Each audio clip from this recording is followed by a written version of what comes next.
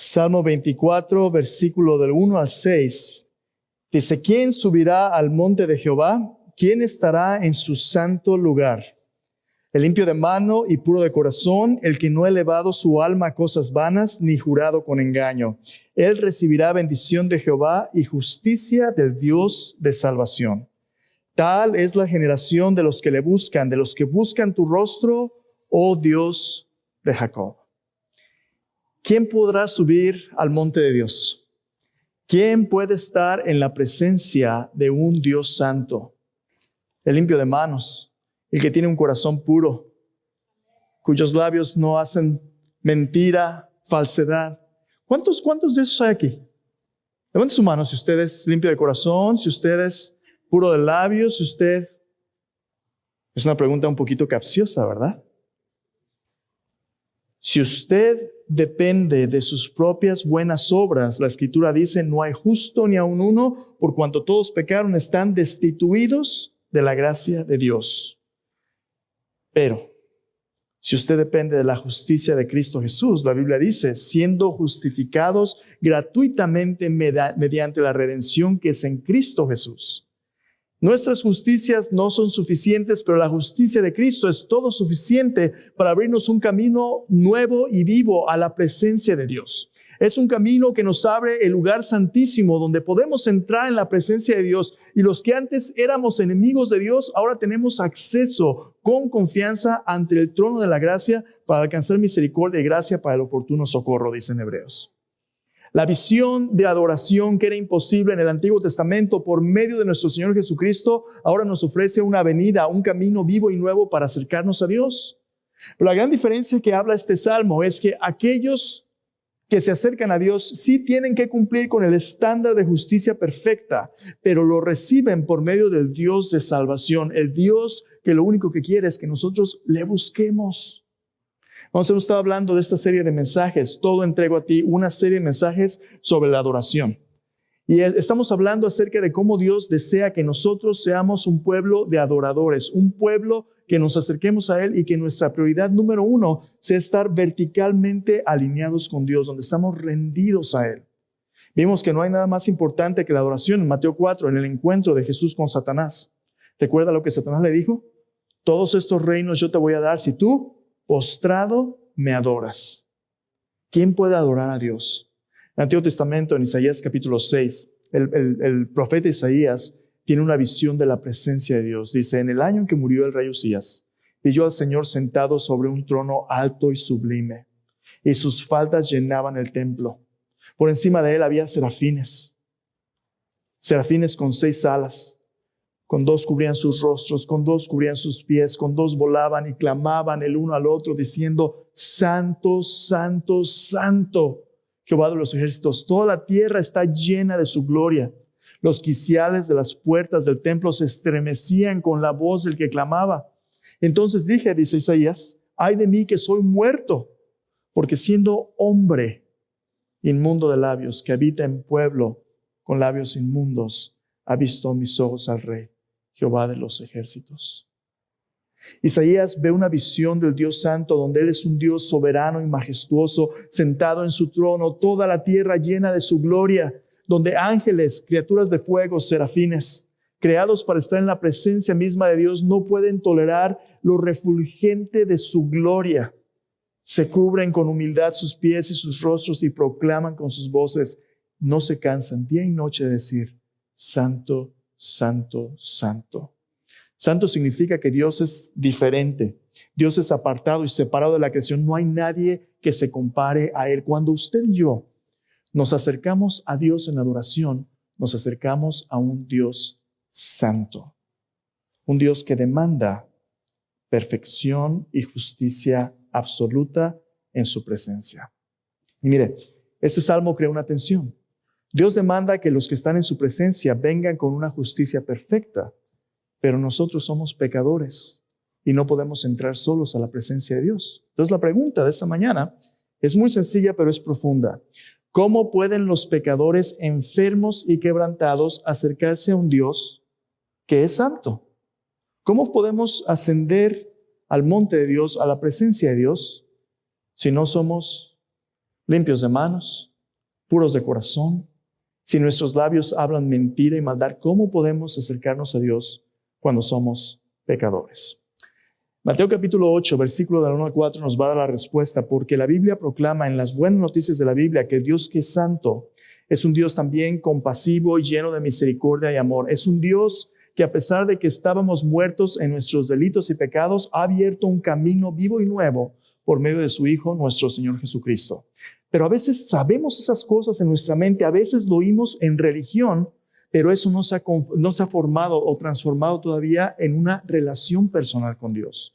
Dios no quiere que usted se acerque a Él en adoración como parte de un rito religioso donde usted va y simplemente dice, yo ya fui, yo ya hice, yo ya dije. Dios quiere que la adoración se convierta en la avenida a través de la cual Dios comparte su vida con nosotros, a través de la cual nos nutrimos de la vida misma de Dios. Adorar significa estar rendido en la presencia del Dios que nos da vida a pesar de que nosotros, en nuestra propia justicia, seamos tan buenos como muertos. Mateo capítulo 8 es el pasaje que vamos a ver hoy, versículo 1 al 4. Pero antes de verlo, déjeme hacer un pequeño paréntesis y comentario. Usted normalmente, si viene ya a esta iglesia desde hace un tiempo, nota que cuando predicamos de la Biblia, tratamos de predicar de una manera expositiva. ¿Qué significa eso? La predicación expositiva es una predicación en la que usted viene a la Biblia para dejar que Dios le hable por medio de lo que Dios ya está escrito. Usted, por lo general, comparte una unidad literaria, no solo un versículo, sino un pasaje completo, de la manera que el autor lo plasmó para que podamos dejar que Dios nos hable. Y más que temático es cuando usted predica, vamos a predicar hoy del gozo. Y agarra un montón de versículos por todos lados y nada más usted los pone juntos para comunicar un mensaje que puede ser de ánimo, puede ser inspirador, pero que a lo mejor no refleja el contexto donde la Biblia nos enseña lo que Dios está pensando en un libro específico. Mi método favorito de predicación es vamos a ver lo que la Biblia dice y juntos vamos a escuchar lo que Dios quiso. Ahora, en el libro de Mateo, empezamos en Mateo capítulo 4, esta serie de mensajes, porque ahí es donde dejé la vez pasada. ¿Recuerdan las tentaciones? No vimos la tercera. Interesantemente, el tema de Mateo, como concluye la tentación de Cristo, es la adoración. La adoración es un tema principal en el libro de Mateo, pero la próxima semana vamos a estar en el Evangelio de Juan y luego vamos a ver un pasaje de Apocalipsis. Va a decir usted, a ver, pastor, ¿cómo que eso no es muy expositivo porque está brincando de un lado a otro? ¿De dónde viene esta serie de mensajes? Déjeme compartirle el método detrás de esta serie. Si usted hace un análisis de esta pequeña palabra en griego, la palabra proskuneo, es una palabra que se traduce en su Biblia como adoración o postrarse. Esta palabra es una de las palabras claves cuando usted estudia el tema de la adoración en el Nuevo Testamento. Muchas veces, de hecho, la mayoría de las veces los traductores traducen su Biblia y nosotros no nos damos cuenta de cuáles fueron las decisiones que se hicieron detrás de las cámaras. Pero aparte de esta palabra, hay muchas otras palabras en el Nuevo Testamento que se utilizan para describir lo que es la adoración. Pero esta palabra en particular es interesante porque es la palabra que habla acerca de reverencia en un encuentro con lo que se asume ser divino. En el Nuevo Testamento, esta palabra específicamente en todo el Nuevo Testamento se aplica cuando los seres humanos asumen que están delante de Dios.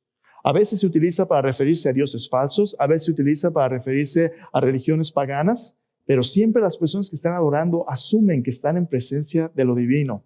El diccionario, el léxico del Nuevo Testamento y otra literatura cristiana es una de las autoridades que los traductores y las personas que estudian el Nuevo Testamento van para ver qué significan las palabras del Nuevo Testamento. Y este diccionario nos dice qué significa esta palabra proskuneo.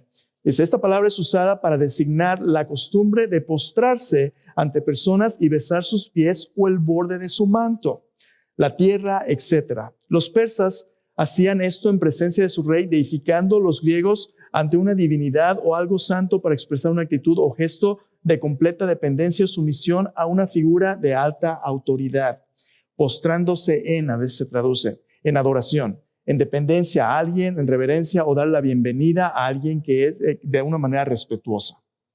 Pastor, ¿qué significa esto? Pocas palabras. Cada vez que esta palabra aparece en su Nuevo Testamento, esta palabra significa un encuentro con lo divino, que la persona asume ser divino y se postra en reverencia, rindiéndose a la misericordia del otro. Cuando usted se postra, se inclina, dobla la rodilla y se inclina, normalmente inclina su rostro, ¿verdad? ¿Por qué? Porque usted se pone a merced de la otra persona que tiene todo el poder y autoridad de hacerle lo que la otra persona quiera. Entonces, cuando adoramos, estamos entrando en la presencia de alguien que está a cargo de nuestra vida. Y lo que estamos diciendo es eso: Señor, yo me rindo a tus pies.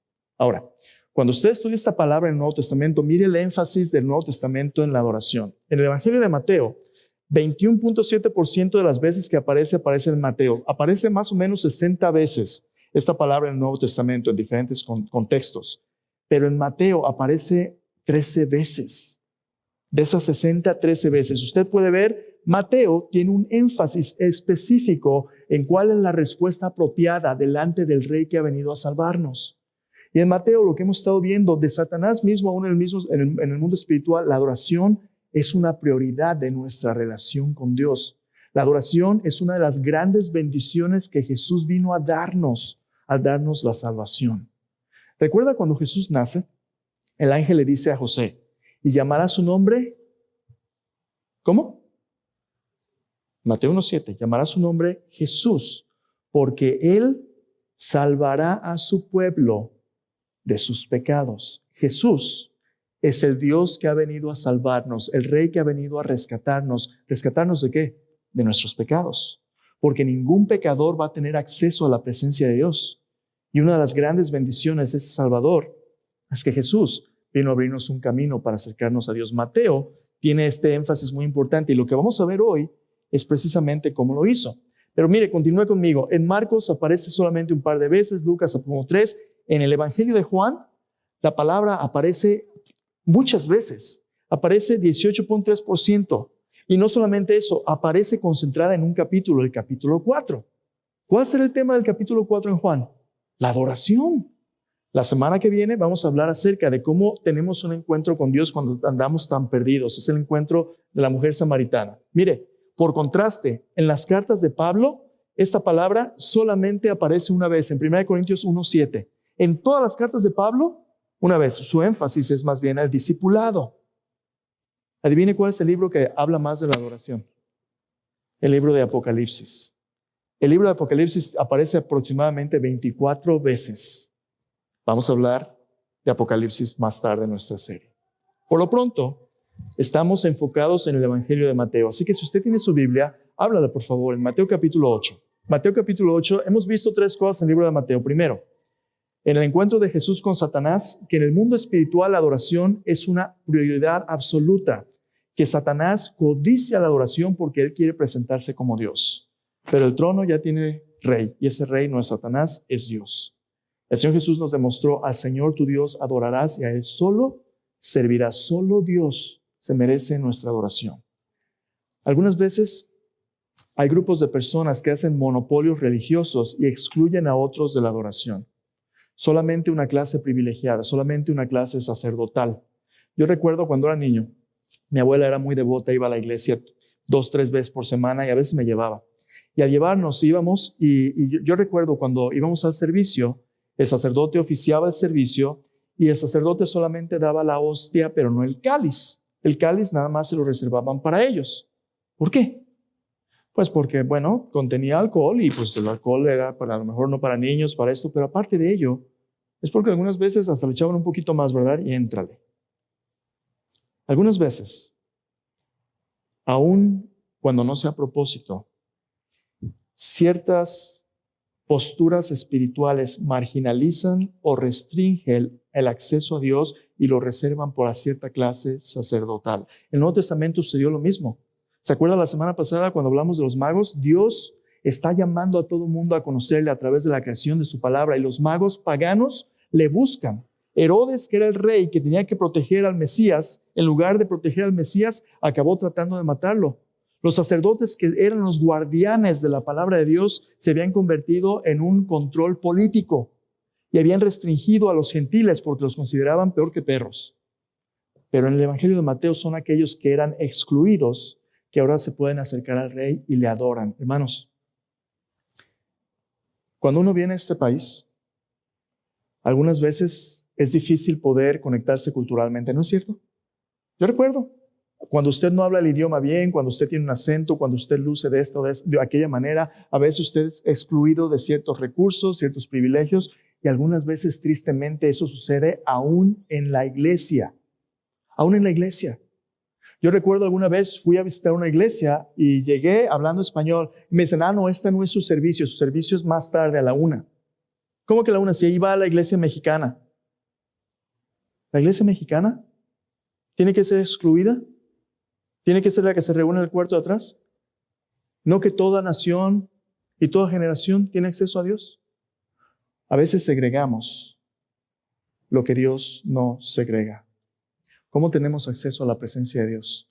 Bueno, Jesús nos muestra en el pasaje que vamos a ver el día de hoy que el acceso a la presencia de Dios requiere de ciertas actitudes específicas que cambian nuestro orgullo y pensar que nosotros nos merecemos estar en la presencia de Dios a una actitud de humildad que depende de la gracia de Dios. Así que si tienen su Biblia, le invito a abrirla. Mateo capítulo 8, vamos a ver lo que Jesús hizo. Mateo capítulo 8. Vamos a ver cómo los pecadores enfermos y quebrantados pueden acercarse a Dios por medio de Jesucristo cuando se acercan a Él con 3 actitudes bien importantes. Cómo acercarnos a Dios a pesar de nuestro pecado con 3 actitudes que muestra Mateo 8, versículo 1 al 4. Si usted lo tiene, lo voy a leer. Póngale mucha atención. Antes de leer estos versículos, déjeme darle un poquito del contexto aquí en Mateo. ¿Qué está pasando en Mateo capítulo 8? En Mateo capítulo 8 sucede después de que Jesús enseña el Sermón del Monte. El Sermón del Monte, usted lo recordará, es el que comienza con las bienaventuranzas. ¿Recuerda lo que Jesús dice? Bienaventurados los pobres en espíritu, porque de ellos es el reino de los cielos. Bienaventurados los que lloran, los que tienen hambre y sed de justicia, los limpios de corazón. Bienaventurados, dichosos, benditos, felices. Los que, cuando conciben el reino de Dios, no piensan en el poder de este mundo, no piensan en lo que este mundo pueda darles, piensan en su gran necesidad de una justicia más grande que la justicia de los religiosos. Ahí en el Sermón del Monte, Jesús les dijo a sus discípulos, capítulo 5 en Mateo, si su justicia no es más grande que la de los escribas y fariseos, no van a entrar en el reino de Dios. A ver, espera tantito. ¿Significa que al reino de Dios los mejores portados no se van a salvar? ¿No? Los mejores portados no van a entrar al reino de Dios. ¿Por qué? Porque aunque te portes de la mejor manera, tus buenas obras no son suficientes para satisfacer la justicia de un Dios que demanda un corazón puro, manos limpias, labios perfectos, mente limpia. No la vas a hacer. No la vas a hacer, cuate. Y si tú piensas que la vas a hacer, mira, Jesús todavía se pone más complicado. Ahí en el Sermón del Monte es cuando Jesús le dice a los hombres, si un hombre mira a una mujer para codiciarla, ya adulteró con ella en su corazón. Cuando les dice ahí al grupo mixto, ¿verdad? Si tú odias a tu hermano, es como si lo asesinas. Es ahí donde Jesús les dice, si tu pie, tu mano, tu ojo te son ocasión de caer, no hay problema, córtatelos. Y dices, ¿que me corte qué? Que te cortes lo que te haga tropezar en pecado. No, pues ya estuvo. Pero es que a veces, y la mayoría de las veces, no pensamos en el pecado siendo algo tan grave, ¿verdad? Nadie ve, nadie se da cuenta. Aquí nomás en mi teléfono. Córtate. ¿Córtate qué? Lo que tengas de tropiezo al pecado. No, pues así es de difícil entrar al reino. Nadie por su propio esfuerzo va a entrar, porque no hay justo ni a uno. Por cuanto todos hemos pecado, estamos destituidos, separados de la gloria de Dios. No tenemos comunión con Dios. Entonces, ¿cuáles son las buenas noticias? Después del Sermón del Monte, como vamos a ver en un momento, Jesús baja de la montaña y muestra que lo que nosotros no podemos ganarnos por nuestro esfuerzo, Jesús nos lo ofrece, escúchame bien, Jesús nos lo ofrece como un regalo. Lo que tú y yo no podemos ganarnos por nuestro esfuerzo, Jesús nos lo ofrece como un regalo. Mateo 8, versículo del 1 al 4. Escucha. Dice, cuando descendió Jesús del monte, le seguía mucha gente. Y aquí vino un leproso y se postró ante él diciendo, Señor, si quieres, puedes limpiarme. Jesús extendió la mano, le tocó diciendo, quiero, sé limpio. Al instante, la lepra desapareció. Entonces Jesús le dijo, mira, no lo digas a nadie, sino ve, muéstrate al sacerdote y presenta la ofrenda que ordenó Moisés para testimonio a ellos. ¿Cómo pueden los pecadores enfermos y quebrantados acercarse a un Dios santo? Podemos acercarnos a un Dios santo cuando nos acercamos a Él con plena conciencia de nuestra condición pecaminosa y quebrantada, incapaz de ayudarnos a nosotros mismos. Mira cómo dice el pasaje: un leproso vino a Él. Jesús viene bajando de la montaña, acaba de enseñar el sermón del monte, y este hombre con lepra viene a Jesús. Ahora, ¿qué es la lepra? Bueno, en la antigüedad la lepra era de hecho un conjunto de enfermedades de la piel y físicas que no se referían solamente a lo que conocemos como lepra o la enfermedad de Hansen. Es una enfermedad que puede abarcar diferentes síntomas. Algunos de ellos eran curables. Y cuando la persona se curaba, había ciertos ritos que debía la persona seguir, porque esta enfermedad era un ejemplo de cómo el pecado no solamente es una condición espiritual, sino que afecta cada dimensión de nuestra vida, la dimensión física incluida. Puedes decir tú, a ver, espérame, ¿esta persona tenía lepra porque tenía algún pecado? ¿Era la culpa de la persona? En pocas palabras, cada vez que alguien está enfermo es porque han cometido algún pecado y a lo mejor Dios los está castigando, ¿verdad? Bueno, es más complejo que ello. De hecho, si usted recuerda en el Antiguo Testamento, el libro de Job nos enseña que la enfermedad física no siempre tiene como raíz un pecado personal que alguien haya cometido. Job se enfermó como un resultado de esta lucha espiritual donde Satanás está tratando de destruir su integridad y es una aflicción espiritual. ¿Qué pecado había cometido él? Los amigos de Job venían a acusarle constantemente: ya, Job, confiésate, dime qué hiciste mal. Y Job decía: no hice nada malo. Entonces, ¿por qué estás como estás? Algo anda mal. Y sus amigos, en lugar de mostrarle misericordia, de orar por él, ahí están dándole duro, ¿verdad? Está caído y todavía le pegan más duro. Dios viene y dice: ¿saben qué? Ustedes no hablaron lo recto delante de mi siervo Job. Entonces, ¿de qué se trata esto? Bueno, el pecado personal no siempre es la raíz de la enfermedad, pero el pecado original siempre es la raíz de todo lo que está mal en este mundo. En el libro de Levítico capítulo 13, Dios le dio al pueblo de Israel instrucciones claras de cómo tratar con personas que tenían lepra, porque la lepra era un ejemplo claro de todas las implicaciones de lo que causó el pecado original de la humanidad. Cuando Adán y Eva se rebelaron en contra de Dios, eso introdujo la muerte, y con la muerte enfermedades, con la muerte todas las disfuncionalidades que tenemos, ya sean físicas, emocionales o espirituales. Si usted le rasca detrás de todo el sufrimiento del mundo, usted va a encontrar el pecado. La Biblia dice: la paga del pecado es la muerte. Mire, algunas veces cuando usted y yo pasamos alguna tragedia, la primera pregunta que hacemos o que hace la gente es esta: ¿por qué Dios permite todo este sufrimiento? ¿Por qué Dios permite? Como si de Dios fuera la culpa el sufrimiento del mundo. Y Dios nos dice por qué lo permite. Dios lo permite porque Dios nos dio libertad para escoger. Pero cuando la humanidad escogió hacer su propia voluntad, con hacer su propia voluntad, al rebelarnos en contra de Dios, escogimos la muerte. Dios pudiera deshacerse del sufrimiento y la enfermedad de un tiro. ¿Pero sabe usted por qué no lo hace? Dios no lo hace porque deshacerse del mal demandaría deshacerse de nosotros. Y Dios, en lugar de deshacerse de nosotros, ha entrado en nuestra historia de sufrimiento, de dolor, y ha decidido tratar con nuestro dolor de manera personal. Y ese es el ejemplo que tenemos aquí. Un leproso entra a la presencia de Jesús. Listo, a ver, espérate, pastor. Yo pensé que íbamos a hablar de la adoración. Aquí ni adoración dice. Lee tu Biblia otra vez. Mira el versículo 1, dice: cuando descendió Jesús del monte, le seguía mucha gente. Y aquí vino un leproso y se postró ante él.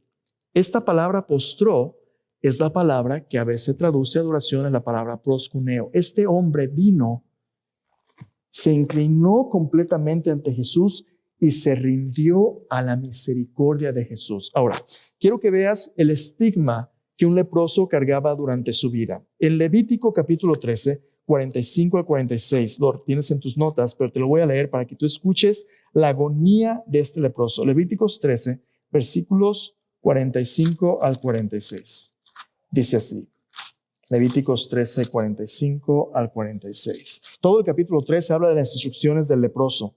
Dice 45, el leproso en quien hubiere llaga, llevará vestidos rasgados y su cabeza descubierta, y embozado pregonará: ¡inmundo! ¡Inmundo! Todo el tiempo que la llaga estuviera en él será inmundo. Estará impuro y habitará solo, fuera del campamento será su morada.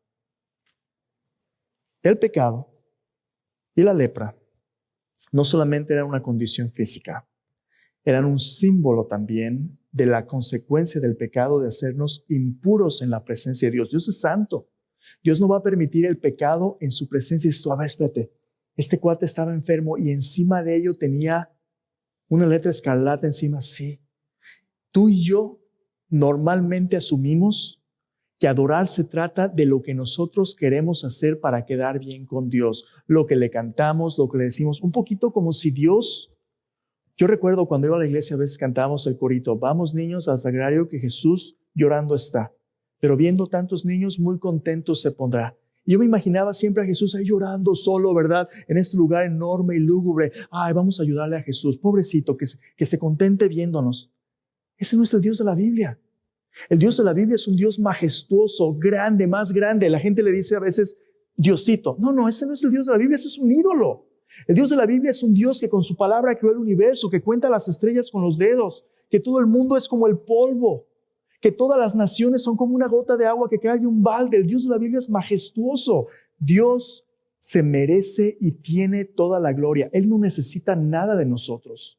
Nosotros somos como este leproso. En nuestro pecado, Isaías dice que todas nuestras justicias son como trapos de inmundicia, y ese es tema para otro sermón. Todas nuestras justicias son nada delante de Dios. Pero el Dios de la Biblia es un Dios que nos ama tantos, no que necesite lo nuestro, sino que quiere darnos lo suyo. Y por eso Dios quiere abrir un camino de adoración, porque adoración es cuando Dios vierte su vida y nos da de su plenitud, para que le disfrutemos, para que vivamos de la abundancia de su presencia. Pero somos leprosos y el leproso está excluido de la presencia de Dios. El leproso tiene que gritar, soy inmundo. No tengo acceso a Dios ni tampoco a su pueblo. El leproso tenía que estar excluido de la presencia del pueblo de Dios y no podía entrar a la adoración. Pero este hombre, en un momento de valor, escucha quién es Jesús, sabe de Jesús y viene buscándole. Un leproso se arriesgaba a ser apedreado. Y este hombre encuentra una manera de acercarse a Jesús con plena conciencia de su condición. Él sabe que es leproso. Nadie tiene que decirle, mira, la lepra es una enfermedad que afecta tu piel, pero afecta también tu sistema nervioso. Tus nervios pierden sensibilidad, así como el pecado. Los leprosos, después de que está avanzada la enfermedad, pueden golpearse y no sienten, sangran, se lastiman, se les cae la carne, se pudre porque no se cuidan. Es una cosa espantosa, pierdes toda sensibilidad. Eso es exactamente lo mismo que hace el pecado. El pecado te desensibiliza. No hay moralidad. Y tú acabas cometiendo actos terribles porque ya no sientes el bien y el mal. Pero este hombre se acerca a Jesús sabiendo cuál es su condición. Plena conciencia de que soy pecador. Segundo, una actitud de humildad, cambiando su postura de suficiencia personal a una entrega total en adoración que se rinde a la misericordia de Dios en arrepentimiento. Y a veces invito a personas, venid a adorar con nosotros, ¿verdad? Oiga, le invito. Nuestra misión dice, existimos para glorificar a Dios, multiplicando discípulos que invitan a todos los pueblos a unirse a Jesucristo. No hay nada más majestuoso y digno que venir ante la presencia de Dios. No hay nada de más valor en el universo que tener acceso a la presencia de Dios en adoración. Y a veces invita a uno a la gente a adorar al Señor. Ay, no tengo tiempo. Ahorita no. No, estoy bien ocupado ahorita. No, es que yo tengo 3 trabajos. Jesús dice una parábola de cómo funciona esto. Dice, un rey hizo un banquete, la boda de su hijo, el evento de más honor. Invitó a sus invitados y les dijo, ya la mesa, el banquete está preparado, todo está listo, vengan a las bodas. Y uno dijo, ¿sabes qué? Ahorita no, estoy bien ocupado con mi chamba, acabo de plantar una viña, no, tengo una yunta de bueyes nuevo, no puedo ir, estoy ocupado. Mandó otros siervos, los lastimaron, le afrentaron al rey. El rey dijo, ¿sabes qué? ¿Qué le estoy rogando? Estos cuates no son dignos. Vayan por las calles, traigan a los ciegos, los mancos, los pobres. Mi casa se va a llenar porque aquellos que invité no eran dignos. Pero mi casa se va a llenar. ¿De quién? De aquellos que acepten la invitación. Jesús vino a los suyos y los suyos no le recibieron. Herodes estaba muy ocupado con su reino. Los sacerdotes estaban muy ocupados con su religión. Pero esos extranjeros, los magos paganos, vinieron y reconocieron al rey. Jesús les dijo a los judíos, el reino de Dios se ha acercado, arrepiéntanse. Y les dijo, cuando él vino a buscar los frutos del reino y les dijo a los religiosos, les dijo, el reino de Dios será quitado de ustedes y les será dado a aquellos que produzcan sus frutos.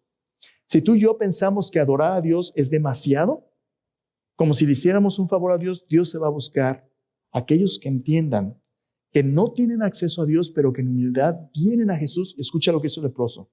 El leproso se postró y dijo, Señor. Esa palabra es importante. ¿Sabía el leproso que Jesús es Dios y todo lo que Jesús podía hacer? Los estudiosos se debaten qué tanto sabía, pero sabía lo suficiente para darse cuenta que Jesús, no él, es el Señor. Se postró en humildad y le dijo, Señor, si tú quieres. Mira que este no es alguien que vino y le dijo, Señor, si tú me haces este favor, yo te prometo, vamos a hacer un trato, no te hago una manda, te pongo una... No.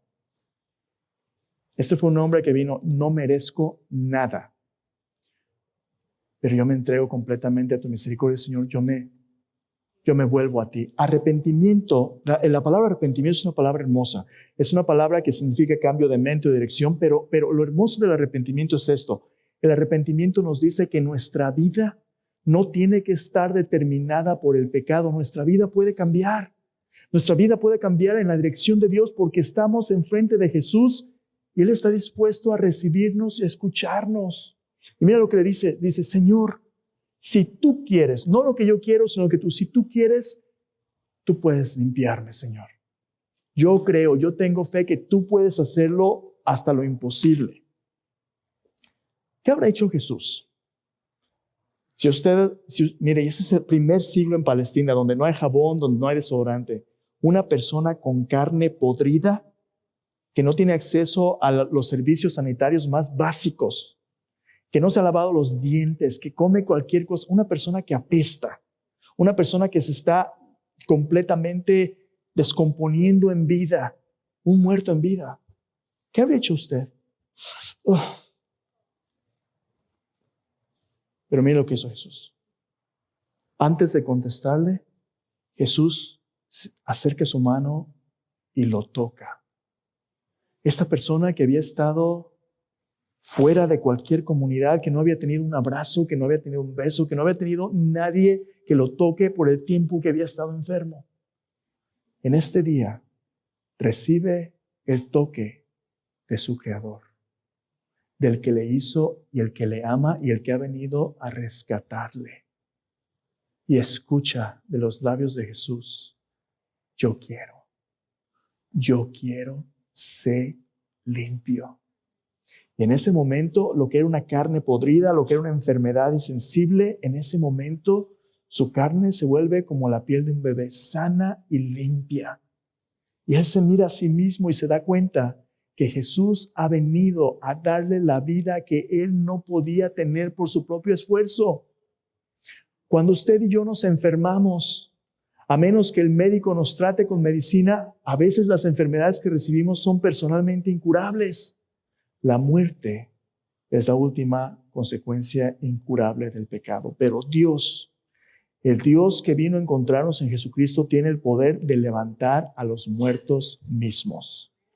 Pero esta gracia y este poder no son una gracia y un poder baratos. Jesús sabía que este toque del leproso vendría con un costo. ¿Cuál es el costo? Bueno, para el leproso, por primera vez en toda la historia bíblica, en lugar de ser contaminada la persona que toca el leproso, por primera vez la persona que está siendo tocada es limpiada. Mire, con la enfermedad, si hay alguien enfermo, la enfermedad es contagiosa, usted se enferma. Pero si está alguien saludable, esa persona saludable no le contagia a usted su salud, ¿verdad? La salud no es contagiosa, la enfermedad sí. Así es el pecado. El pecado corrompe, las relaciones lo corrompe todo, pero la santidad no se comparte tan fácilmente. ¿Por qué? Porque la Biblia dice, sin derramamiento de sangre no hay remisión de pecados. Alguien tiene que pagar la rebelión del pecado. ¿Y quién es ese alguien? Ese alguien es Jesús. Si usted sigue leyendo Mateo capítulo 8, después de sanar a este leproso, sana el siervo de un centurión y luego la suegra de Pedro. Y ahí sana a muchos endemoniados y muchos enfermos. Y Mateo nos dice que Jesús los sanaba con un costo. El costo es el que dice en Isaías 53. Dice, los dolores de aquellos que estaban afligidos, todos cayeron sobre mí. ¿Qué significa eso? En Isaías 53, el profeta Isaías dice que por nuestra causa, Él fue traído como oveja al matadero. Todas nuestras maldades, todos nuestros pecados fueron puestos sobre Él. Por su llaga, nosotros fuimos curados. Jesús sabía que en unos cuantos días Él estaría colgando de una cruz para pagar por nuestros pecados. Y este hombre se acercó a Jesús con humildad. Pero hay una cosa más. Ese hombre se acercó con fe en la provisión de Jesús por medio de su gracia. Mire lo que dijo de nuevo. Señor, si tú quieres, tú puedes limpiarme. ¿Se merecía ser limpiado? No, no lo merecía. Pero Jesús es el Dios que quiere darnos lo que no nos merecemos. ¿Qué nos pide? Lo que nos pide es fe. La fe es la disposición de rendirse a Dios, de acercarse a Dios, porque solamente Dios puede hacer lo que nosotros no podemos. Es confiar en que Dios puede hacer lo que nosotros no podemos por nuestro propio esfuerzo. No se trata de sus buenas obras, se trata de las buenas obras de Dios. Cuando usted pone su fe en Jesús, ¿qué encuentra en Jesús? Un Dios que nos ama más de lo que nosotros nos amamos a nosotros mismos. Entonces, ¿qué tiene que ver esto otra vez con la adoración? Cuando venimos a adorar a Dios, no venimos realmente a quedar bien con Dios en el sentido de que hay algo que a Dios le falta que nosotros tenemos. ¿A qué venimos entonces? Venimos a poner todas nuestras cargas a los pies de un Dios que quiere cargarnos. Venimos a tener un encuentro personal con Cristo donde Él es el único que puede sanarnos y limpiarnos. Sin Cristo somos simplemente ese leproso, pero en Cristo somos ese hombre sano a quien le dice Jesús, ahora lo que te pido que hagas es que vayas a los sacerdotes, presenta las ofrendas que mandó Moisés, cumple lo que Dios dice para testimonio a ellos. Dale testimonio de lo que Dios ha hecho en tu vida. Cuando tú adoras a Dios, tú vienes haciendo dos cosas. Una, entregando tus tesoros a Dios, como hicieron los magos. Señor, yo reconozco que tú eres el Rey. No tengo mucho, pero lo que tengo te lo entrego. U otra, tú vienes diciéndole, Señor, desesperadamente te necesito. Te necesito, límpiame, sáname. Vamos a cerrar con esto.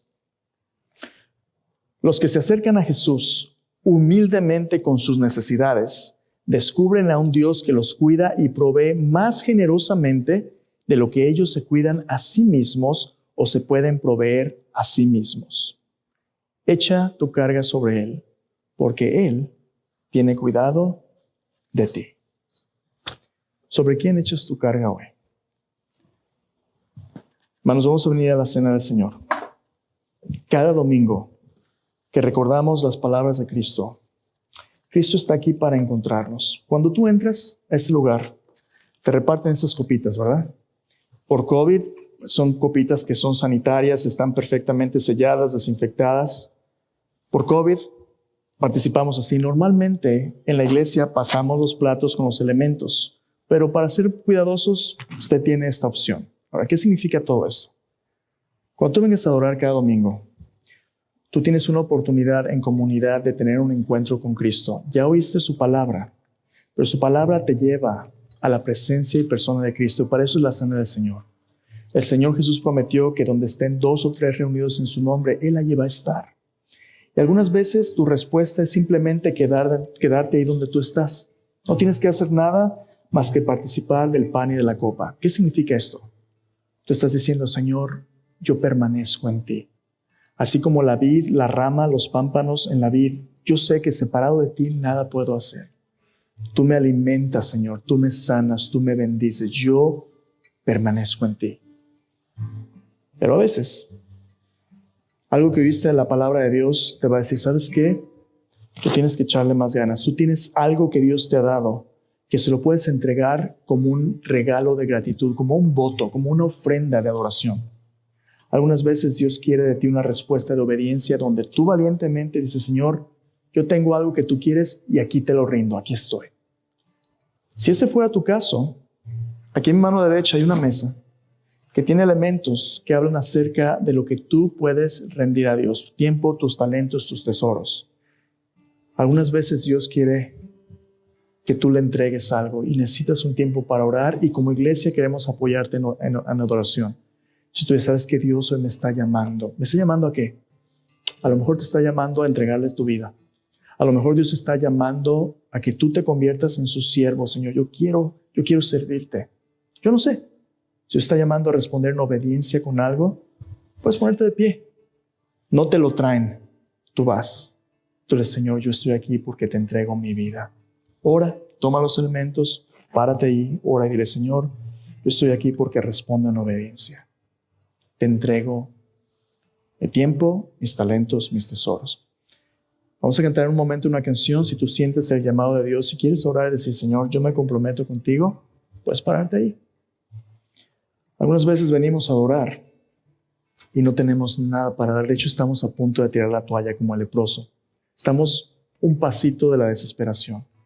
A veces venimos a buscar ayuda y necesitamos oración. Si ese eres tú a mi mano izquierda, queremos una comunidad que ore por ti. Si tú pasas, tomas la cena ahí, uno de nosotros vamos a orar por ti. Uno de nuestros pastores, nuestros diáconos van a orar por ti para apoyarte en oración. Santiago dice, si alguno está enfermo, dígalo a los ancianos de la iglesia, hagan oración. La oración de fe sanará al enfermo. Hermanos, Dios sigue sanando. Dios sigue sanando nuestra vida física, emocional, espiritualmente, pero a veces no tenemos porque no pedimos. Y a veces pedimos y pedimos mal. Tenemos que ser una iglesia donde en la adoración nos levantemos al trono de Dios y nos apuntemos a Cristo Jesús. Así que ya sea que tú permanezcas en Cristo, que tú hagas votos delante de Dios o que tú pidas ayuda de Dios, Jesús dice, yo quiero, sé limpio. La pregunta es, ¿quieres tú? Si tú quieres, Él quiere. Oremos. Voy a orar por estos elementos. Vamos a escuchar un canto juntos. Si quieres, puede cantarlo. Pero mientras cantamos este canto, si quieres pasar al frente y participar de la cena, tomar los elementos y orar, puedes hacerlo también con toda libertad. Si quieres quedarte en tu lugar, quédate ahí. Pero este es un tiempo que nos prepara para la cena del Señor al responder en obediencia. Oremos. Padre bendito, gracias por este ejemplo hermoso de gracia que tú y Jesús tuvo con este hombre en tanta necesidad. Señor, nosotros no tenemos acceso por nuestro propio esfuerzo a ti, Señor, pero somos justificados gratuitamente por medio de tu gracia, por el pago que diste a través de tu Hijo Jesucristo, Señor. Y entramos delante de ti por un camino vivo y nuevo que Él abrió para nosotros. Así que en este tiempo, Señor, ya sea que hagamos un voto, ya sea que pidamos oración porque necesitamos ayuda, ya sea que simplemente permanezcamos donde estemos, fieles en tu presencia. Señor, en todo esto te decimos que te necesitamos a ti, Padre. Y gracias por la provisión de tu Hijo, nuestro Señor Jesucristo. En Cristo lo tenemos todo, Señor. Te adoramos, Jesús.